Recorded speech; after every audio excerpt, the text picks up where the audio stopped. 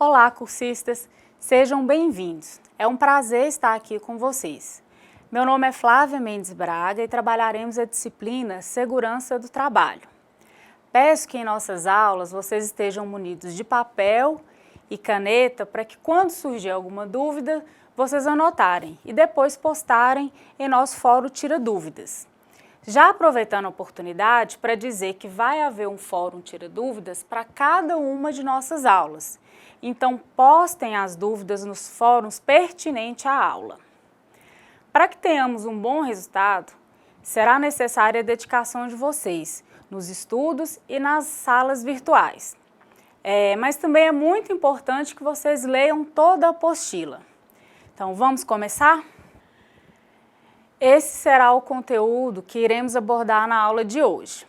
Eletricidade, tensão, corrente e resistência, sistema elétrico de potência, riscos nas atividades com energia elétrica 1 e riscos nas atividades com energia elétrica 2. Bem, em nossa apostila temos alguns conceitos que vão ajudar a entender a teoria da eletricidade.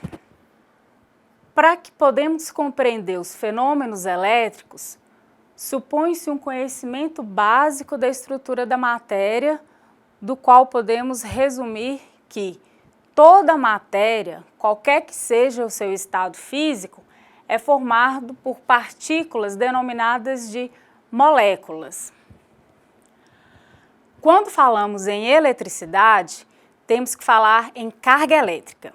Aqui nesse momento, teremos que relembrar alguns conceitos vistos no ensino médio sobre física.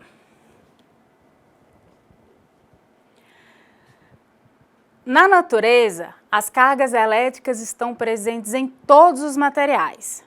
Basicamente, todos os materiais são compostos por moléculas que são constituídas de átomos. Estes átomos, eles são compostos por partículas menores, que são os prótons, os elétrons e os nêutrons. Temos aqui um modelo atômico onde o nêutron e o próton estarão no núcleo. E na camada externa, que é o que chamamos de eletrosfera, estarão os elétrons.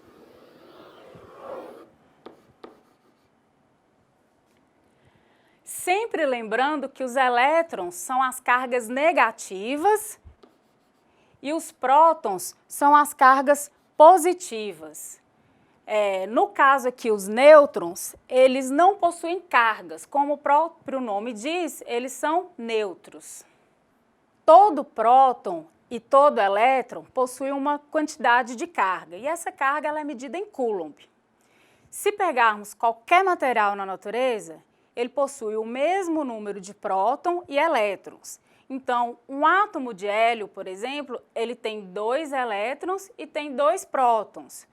Um átomo de hidrogênio, por exemplo, ele possui 1 elétron e 1 próton, o que significa que o átomo está eletricamente balanceado. Afinal, as cargas opostas, que são as negativas dos elétrons e as positivas dos prótons, elas se atraem entre si e tendem a manter os elétrons em órbita. Só que alguns elétrons são facilmente retirados de suas órbitas. E essa capacidade que os elétrons têm de se moverem é o que chamamos de o princípio básico da corrente elétrica. Quando os elétrons deixam suas órbitas, eles são chamados de elétrons livres. E quando ocorre esse fluxo desses elétrons livres atrás de um condutor em um determinado sentido, podemos falar que existe uma corrente elétrica. Os materiais podem ser condutores ou isolantes. O material condutor nada mais é que um material que possui muitos elétrons livres e que são capazes de transportar uma corrente elétrica.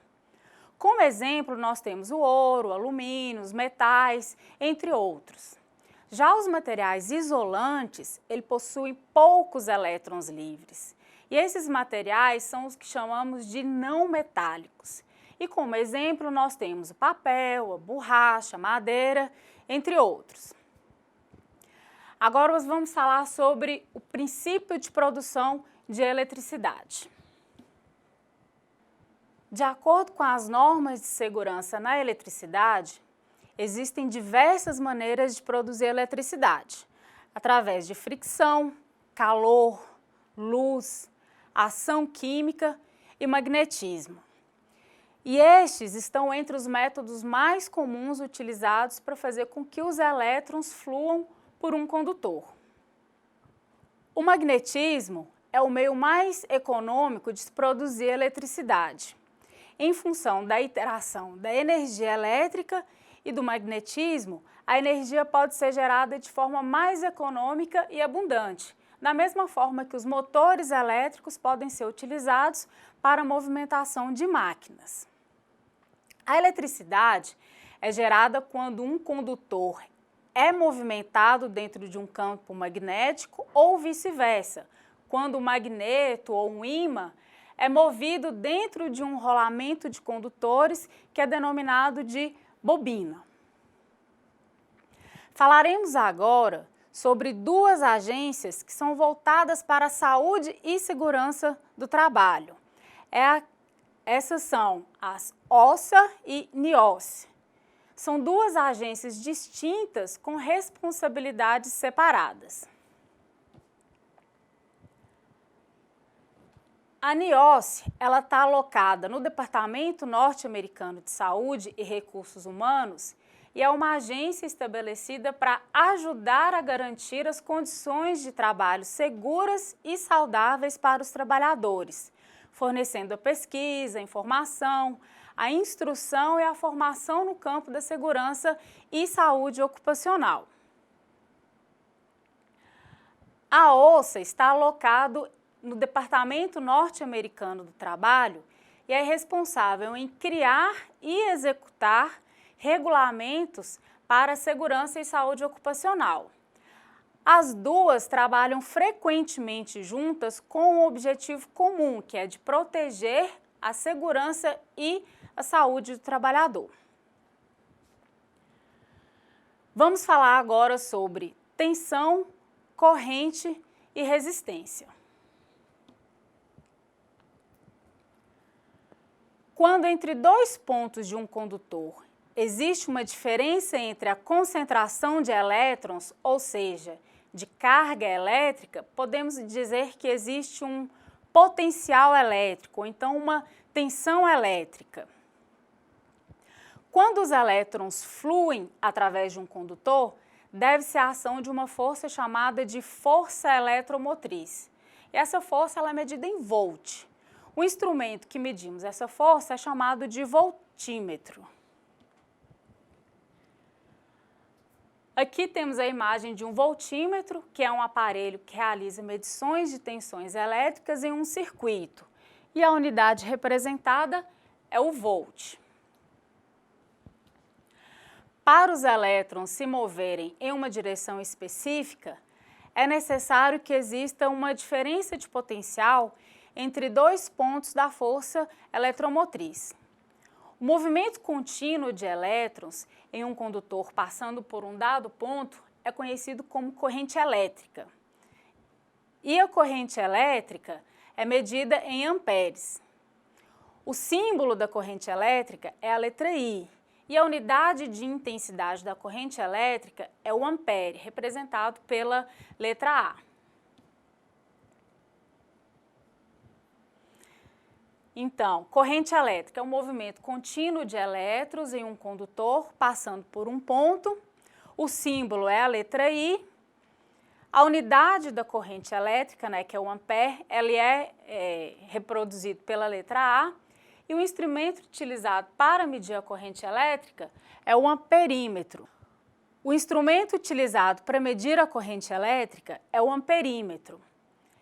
Então, o amperímetro é um dispositivo especial graduado em amperes e destinado a medir a intensidade de uma corrente elétrica. De acordo com a revista Mundo Estranho, da editora Abril, uma corrente elétrica nada mais é do que um fluxo de elétrons passando por um fio, algo como a água que circula dentro de uma mangueira. Se os elétrons se movimentam em um único sentido, essa corrente é chamada de corrente contínua. Se eles mudam de direção constantemente, estamos falando de uma corrente alternada. Na prática, a diferença entre elas está na capacidade de transmitir energia para locais distantes. Dependendo da forma como é gerada a corrente, ela é invertida periodicamente, ou seja, ora ela é positiva, ora ela é negativa, fazendo com que os elétrons executem um movimento de vai e vem. Esse tipo de corrente encontramos quando medimos a rede elétrica residencial, ou seja, a corrente medida nas tomadas de nossas casas. Então, essa seria a corrente alternada. A corrente contínua é a corrente que não altera o seu sentido. Ela sempre vai estar positiva ou sempre vai estar negativa. E esse tipo de corrente é comum encontrarmos em pilhas e em baterias. Então, essa seria a diferença entre uma corrente alternada e uma corrente contínua. Vamos falar agora sobre uma outra variável, a resistência elétrica. Quando os elétrons estiverem fluindo em alguns materiais, esses elétrons encontrarão algumas oposições, que é o que chamamos de resistência elétrica. Os materiais condutores à corrente elétrica fluem facilmente, porque a resistência desses materiais é muito baixa. Já nos materiais isolantes, a resistência passada da corrente elétrica ela já será muito elevada. Então, a resistência elétrica, o fluxo de elétrons ao longo de um determinado material, ele encontra uma posição, a qual é conhecida como resistência elétrica. O símbolo para a resistência elétrica é a letra R. E a unidade de resistência elétrica é o ohm, representado pela letra grega ômega.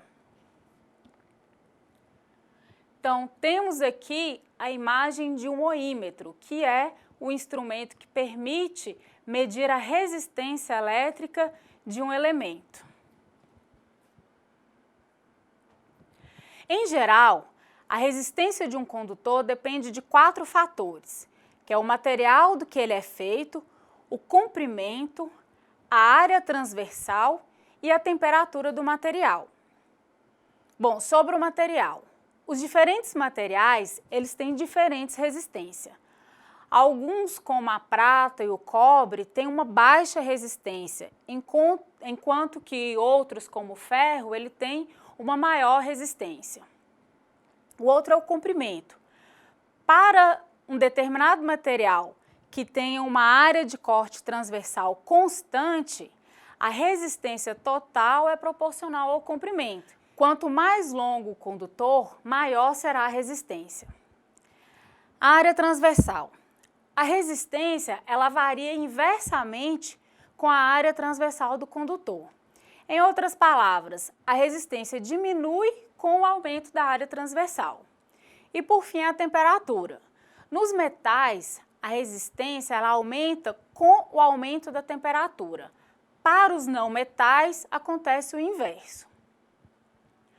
Como já vimos os conceitos de eletricidade, vamos apresentar a lei de Ohm, que recebe esse nome para homenagear o seu formulador, que foi o físico alemão Georg Simon Ohm, que afirma que para um condutor mantido a temperatura constante, a razão entre a tensão entre 2 pontos e a corrente elétrica vai ser constante.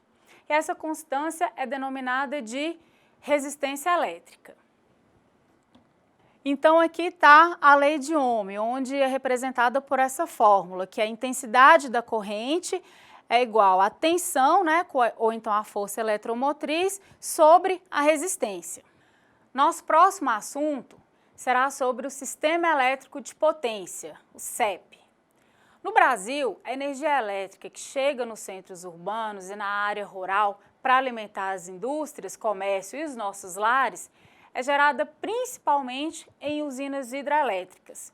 Cerca de 80% da nossa energia elétrica é produzida a partir de hidrelétricas, 11% por energias termoelétricas e o restante por outros processos. O que são subestações elétricas, né? As subestações elétricas são instalações elétricas de alta potência com equipamentos para distribuição, transmissão, proteção e controle de energia elétrica. Esses sistemas controlam a transferência do fluxo de energia e transformam os níveis de ação, elevando ou abaixando, até os consumidores finais. Já a transmissão é constituída por linhas destinadas a transportar a energia elétrica, desde a fase de geração até a fase de distribuição, abrangendo processos de elevação e de rebaixamento de tensão elétrica realizada em subestações próximas ao centro de consumo.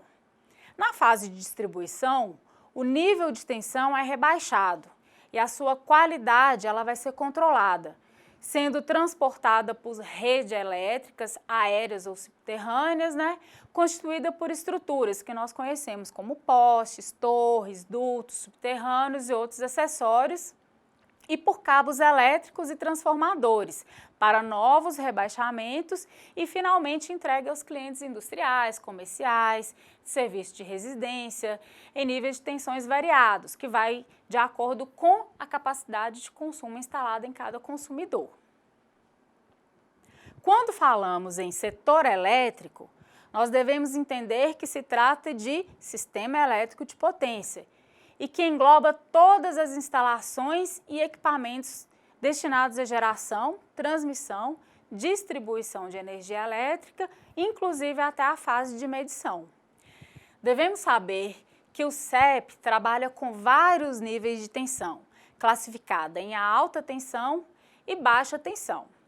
A Associação Brasileira de Normas Técnicas, a ABNT, define baixa tensão, que é uma tensão inferior a 1.000 volts em corrente alternada ou 1.500 volts em corrente contínua. Já a alta tensão é a tensão superior a 1.000 volts em corrente alternada ou 1.500 volts em corrente contínua. Aqui temos uma figura para ilustrar a estrutura do sistema elétrico de potência, com as etapas de geração, transmissão e distribuição. Bom, vamos falar agora sobre os riscos nas atividades com energia elétrica 1. Aqui vamos ver os diversos tipos de acidentes existentes nas atividades com eletricidade de forma direta ou de forma indireta. Os riscos à segurança e à saúde dos trabalhadores que atuam em áreas ou em atividades com energia elétrica são muito altos e podem causar graves lesões e, em alguns casos, até levar à morte. O maior de todos os riscos, sem dúvida, é o choque elétrico e é o mais perigoso também. Então, de acordo com a Comissão Tripartite Permanente de Negociação do Setor Elétrico do Estado de São Paulo, que é o CPNSP, o choque elétrico ele é um estímulo rápido no corpo humano, ocasionado pela passagem da corrente elétrica que circulará pelo corpo, onde o corpo acaba virando parte do circuito elétrico. E as consequências elas podem ser diretas ou indiretas. As consequências diretas podem ocorrer sempre que a corrente elétrica flui, que ela corre sobre o corpo humano. Sobre as consequências indiretas, mesmo que o nível da corrente elétrica através do corpo humano seja abaixo dos valores exigidos para causar ferimentos visíveis, a reação humana pode resultar em uma queda de altura, em batidas, fraturas, traumatismos, perda de membros e até consequência extrema que é a morte. Então essas são as consequências que nós temos com o choque elétrico. Outro risco é a queimadura, que pode ocorrer quando uma pessoa toca a fiação elétrica ou equipamentos que estão incorretamente utilizados ou mantidos. Normalmente, tais queimaduras ocorrem nas mãos e nos membros superiores. Também temos os arcos voltaicos, ou então arcos elétricos. Esses arcos elétricos ocorrem quando a corrente elétrica consegue atravessar o ar e são extremamente quentes, podendo alcançar temperaturas de 20.000 graus Celsius. Existem 3 principais riscos associados a uma explosão de arco voltaico, que são a radiação térmica, a pressão da onda de radiação e os projéteis. A radiação térmica, na maioria dos casos, a energia térmica é radiada em apenas uma parte do total de energia disponível a partir do arco. E são vários os fatores que têm sobre o grau do ferimento. Então, a pele, a cor, a área da pele exposta, até o tipo de roupa, ela vai influenciar no grau do ferimento. A radiação térmica. Na maioria dos casos, a energia térmica radiada é apenas uma parte do total da energia disponível a partir do arco. E são vários os fatores que têm efeito sobre o grau do ferimento, que são a pele, a cor, a área da pele exposta e até o tipo de roupa. As pressões de onda de radiação. Uma falha elétrica com arco voltaico pode produzir uma considerável pressão de onda de ar deslocado. Além disso, essa onda de pressão pode causar graves danos aos ouvidos e até perda de memória. Em alguns casos, essa onda de pressão pode lançar a vítima para longe da explosão do arco, aí reduziria a exposição a essa energia térmica. Só que com esse movimento brusco, poderia também causar danos físicos ao trabalhador. E o último risco são os projéteis. A onda de pressão gerada por um arco voltaico pode impulsionar objetos relativamente grandes a uma distância considerável. Então, essa alta energia que é liberada com o arco voltaico pode fazer com que muitos dos componentes dos condutores e equipamentos elétricos, como por exemplo cobre ou alumínio, eles sejam derretidos. E o resultado desse derretimento são pequenas gotas de metais. Essas gotas de metais fundidos podem ser lançados a grandes distâncias por conta dessa pressão da onda.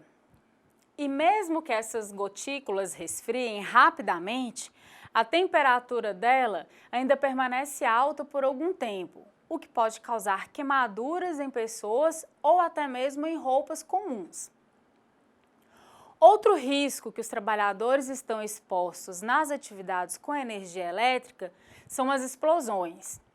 As explosões ocorrem quando a eletricidade torna-se uma fonte de ignição e ela pode ser gerada a partir do superaquecimento dos condutores ou de equipamentos.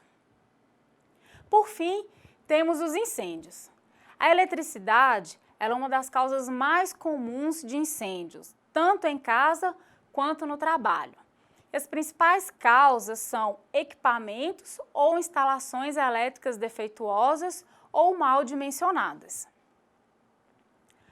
Nosso próximo item será riscos nas atividades com energia elétrica 2.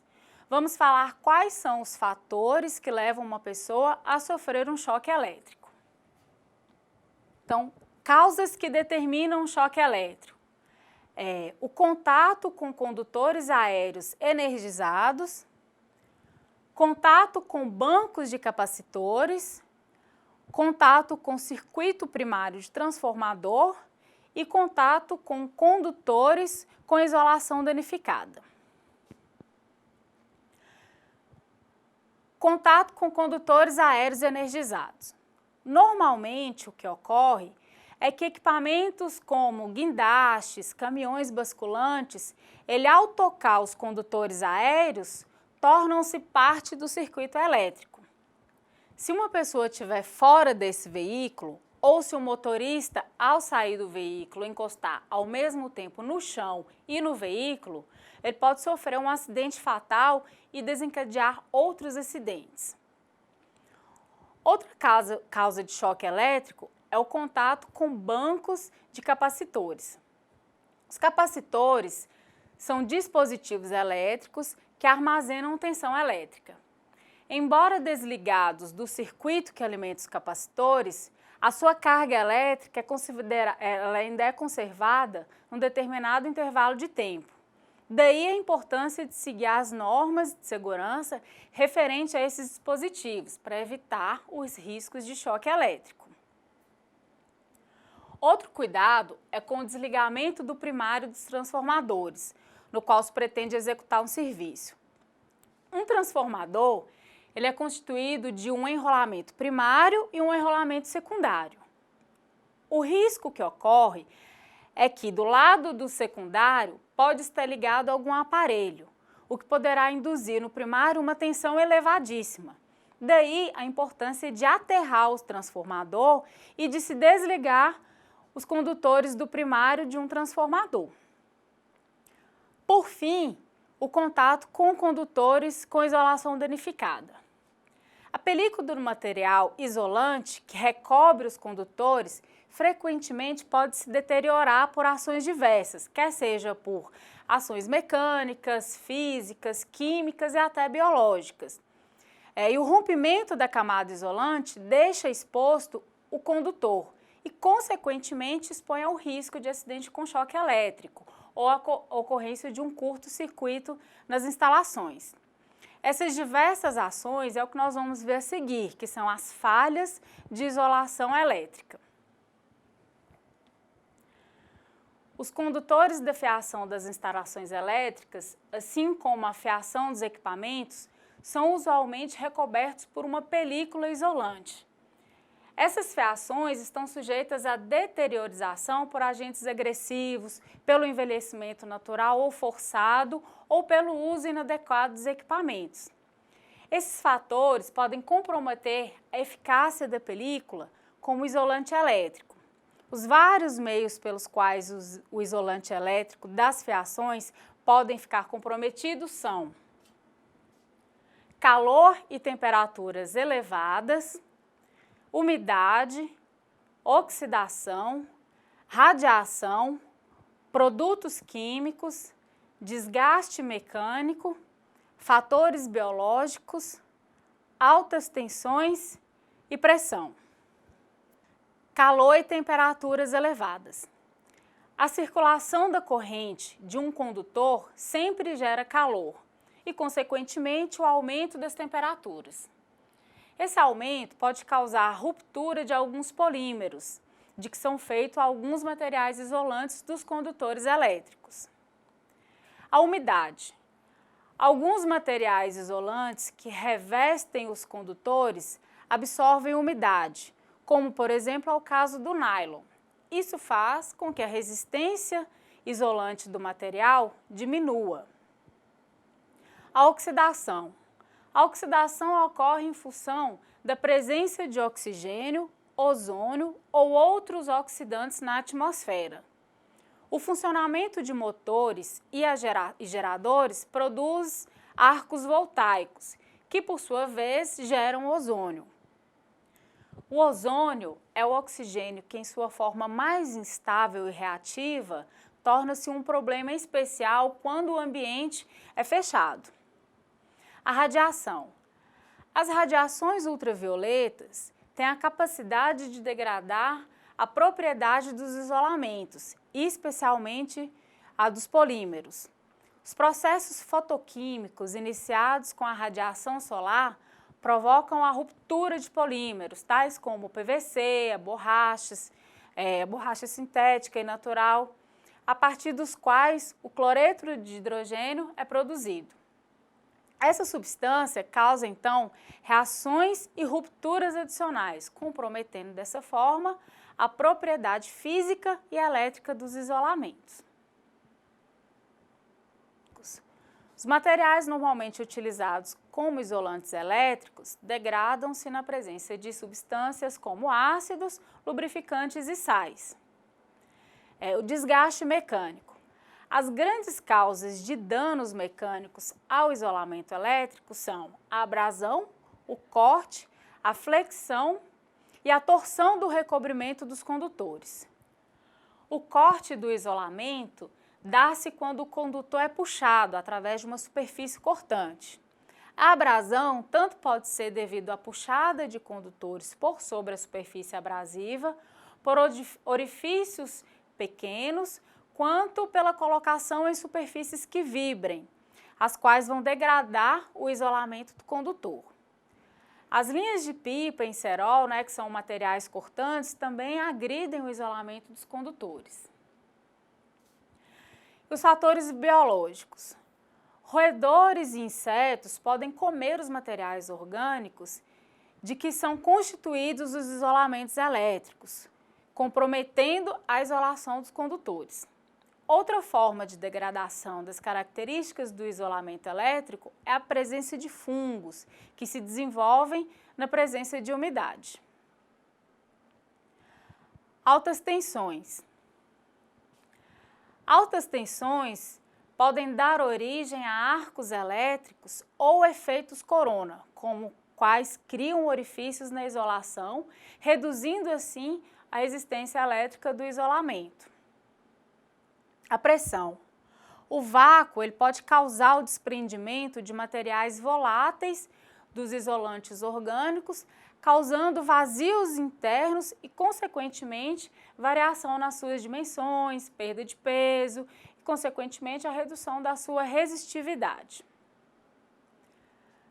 Com isso, nós encerramos os assuntos da nossa primeira videoaula. Eu espero que vocês tenham gostado e que tenham absorvido ao menos um pouco do que vimos aqui hoje. Lembrem-se de acessar a sala virtual, participar dos fóruns e postar as suas dúvidas. E não se esqueçam dos estudos na apostila. Por enquanto é só, bons estudos e até a próxima!